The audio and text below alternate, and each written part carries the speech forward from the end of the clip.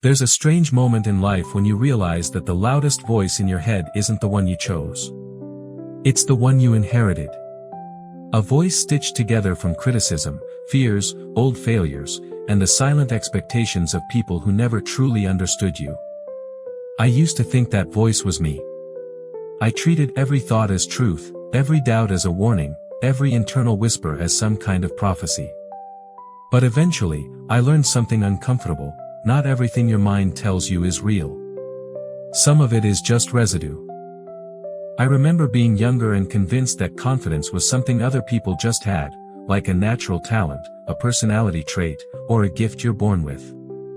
I watched people take risks so casually, while I stood in the back of the room analyzing 50 different outcomes for a situation that didn't even matter. Looking back, I wasn't cautious. I was scared, but in a socially acceptable way. Overthinking sounds intelligent, responsible. But most of the time, it's just fear wearing glasses. For years I thought self-doubt kept me safe. I thought it was some sort of internal quality control system. Don't embarrass yourself, it said. Don't reach too high, it warned. Don't try that, you'll probably fail, it suggested politely. But here's the truth that took me embarrassingly long to learn: self-doubt doesn't protect you, it restricts you. It's not a guardrail, it's a cage. And the more you listen to it, the smaller your life becomes. I once heard someone say that the mind is like a roommate you're forced to live with for the rest of your life. And the real question is, would you tolerate a person who speaks to you the way your mind does? The criticism, the comparisons, the constant suspicion that you're not enough, would you accept that from a friend? Probably not. Most of us would kick that person out immediately. But when the voice comes from inside, we treat it like gospel. The irony is painful. We trust our doubts more than our abilities. We trust our fears more than our hopes. We trust our insecurities more than our intuition. And somewhere along the way, we forget that the internal narrative is editable. I learned this the hard way during a time when everything in my life felt like it was falling apart. Work wasn't going well. Relationships were shaky. I felt disappointed in myself in ways I couldn't even articulate. And every time something went wrong, the inner voice was there, ready to stab a finger into the wound. See? This is why you shouldn't try. This is why you stay where you are. I believed it for a while, until one day I realized something important: that voice didn't predict my future, it reflected my past. Once that clicked, everything changed. Self-doubt isn't a warning about what's coming. It's a replay of what already happened.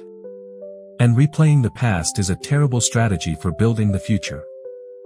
One of the most liberating things I ever did was stop asking myself, can I do this? That question is useless. It leads nowhere. All it does is trigger the same recycled doubts. Instead, I started asking, what happens if I try, even if I'm uncertain? Suddenly the pressure disappeared. Trying isn't a commitment to perfection. It's proof that you're alive.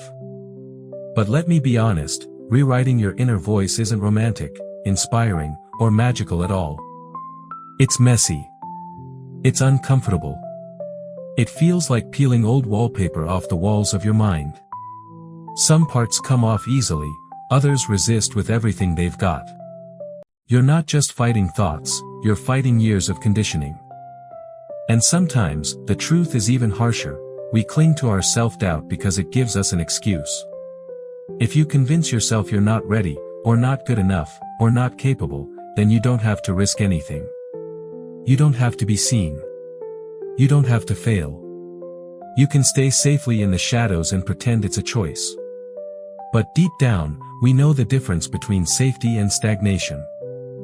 One of my personal wake-up calls came from a conversation with someone much older than me, a man in his 70s who had lived a long, complicated life.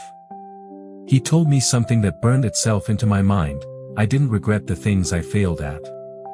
I regretted the things I didn't allow myself to try. Hearing that from someone who had already walked the entire road made my excuses instantly sound pathetic. I realized that self-doubt steals more years than failure ever will. So here's what I started doing, and it's something I think more people should try. I began talking back to my inner voice. Not arguing with it, just interrupting it. When it said, "You're going to mess this up," I responded with, "Maybe. But I'll learn something." When it said, "People will judge you," I countered with, "People judge anyway." When it said, "You're not that type of person," I replied, "Maybe I'm becoming one." It wasn't about positive affirmations or pretending everything is perfect. It was about reclaiming authority over my own thoughts. Here's a life hack most people don't realize: self-doubt thrives in silence. It grows when you don't take action.